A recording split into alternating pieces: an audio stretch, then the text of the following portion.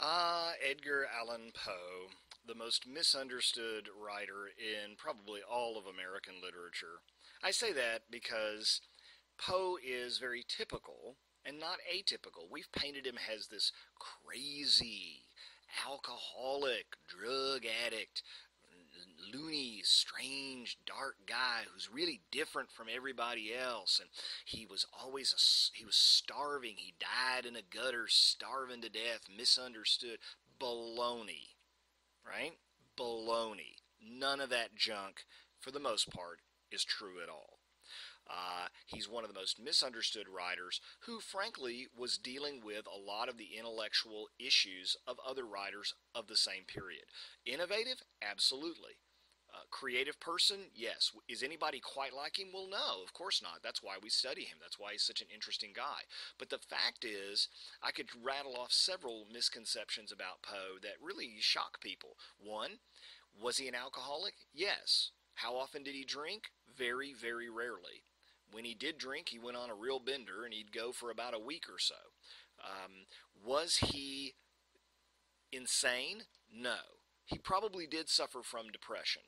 But he knew he had a drinking problem, and so he rarely drank. When he did drink, he would fall off the wagon every now and then, but not very often. When he would get depressed, usually is when he would kind of turn inward and do that. He Was he a dopehead?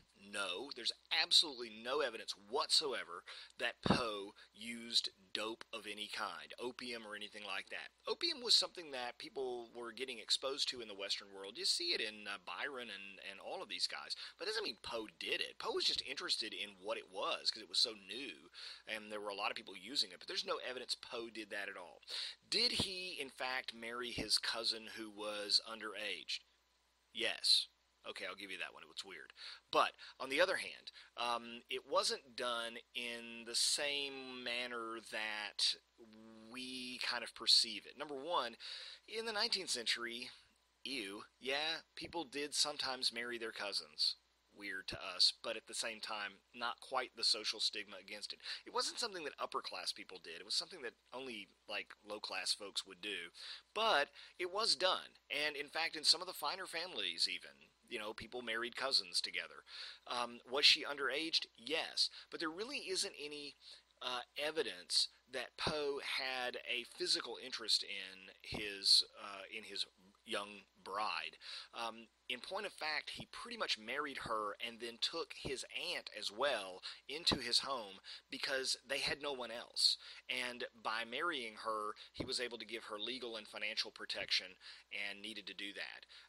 He never talks about her beauty. He never talks about being physically attracted to her. He always talks about her artistic abilities. And so, make of the relationship what you'd like. It's a little weird, yes. But on the other hand, he's not this tremendous pedophile that also people love to make him out to be. Well, why do we have all these weird perceptions about Poe? Why? And by the way, he made a pretty good living as an editor and a writer too for most of his life. He was down on his luck every now and then, but he didn't die some impoverished nobody that people had to rediscover. Almost everybody knew who Edgar Allan Poe was if you were in the literary field. I mean, they knew who he was. He would give a lecture or he would publish something, and people would be talking about him. He was a successful writer and editor. He wasn't rich, but he wasn't starving either. This is all just myth made up. Now, why is this? Well, take a look at the slide there on Poe's short fiction, and look down in the bottom there, the nasty little man in the lower right-hand corner.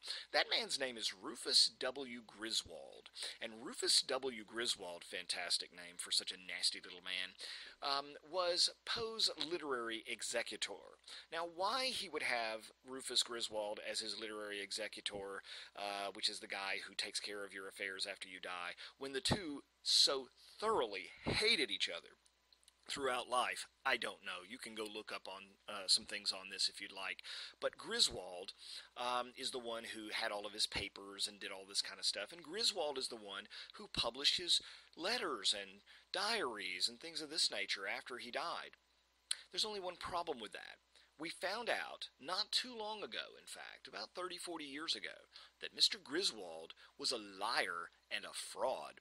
And in fact, much of what he passed off as Poe's writings after Poe died were totally fabricated and for one purpose, and that was to smear Poe after he died. So it's to Rufus W. Griswold that we owe the wonderful myths about Poe being a constant drunkard and a dope fiend and crazy and psychotic. Griswold basically is a nasty fellow who did nasty things to Poe's reputation, even so much as forging letters that we found out only, like I said, a few decades ago. So if you read a Poe biography that's 40 or 50 years old, be careful, because it may be based on a lot of the stuff that we thought was legit, but was actually a forgery by Griswold. So he's probably the biggest villain in American literature. I thought I would immortalize him for you. Poe, of course, is the father of the short story. He's the one who gives us this fabulous definition of the short story as something that can be read in one sitting and so on. There are other aspects of it, too, in the philosophy of composition, which we may get to later on, an essay that he wrote. This and other works, the philosophy of composition, really marked him, I think, as basically the finest literary critic and editor the United States produced prior to the 20th century. People read his reviews and they listened to him. He was a very highly regarded person. People thought quite literate. He was the editor of the Southern Literary Messenger and several other journals, magazines that wanted to have him as their editor, and he was paid well to do it.